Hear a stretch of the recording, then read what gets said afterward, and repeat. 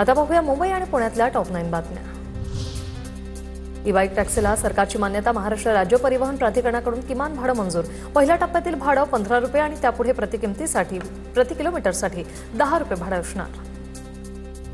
दसऱ्याच्या मुहूर्तावर मेट्रो 3 मुंबईकरांच्या सेवेत दाखल होणार। मेट्रो 3 या मार्गावर कफ परेड ते आरे कॉलनीपर्यंत 27 स्टेशन्स असतील, तर मुंबईतील हा पहिला आणि एकमेव संपूर्ण अंडरग्राउंड मेट्रो कॉरिडॉर आहे।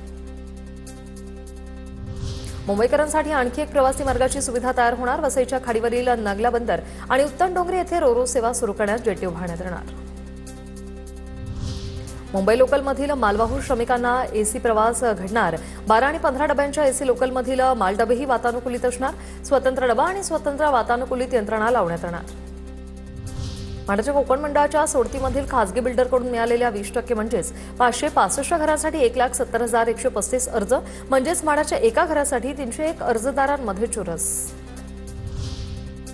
पुण्यामध्ये डबल डेकर बसची ट्रायल रन। पहिल्या टप्प्यात 10 बस पीएमपीच्या ताफ्यात असण्याचं नियोजन। बसचं पुढील 8 ते 15 दिवस ट्रायल रन सुरू राहणार। बस संपूर्ण एसी वातानुकूलित इलेक्ट्रिक असून 2 कोटी रुपयांपर्यंत किंमत।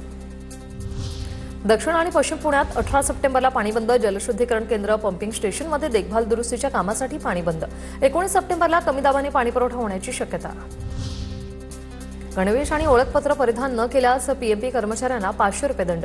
पीएमपी अध्यक्ष पंकज देवरे यांचा आदेश। प्रशासनातील शिस्त आणि कामकाज सुधारण्यासाठी आदेश।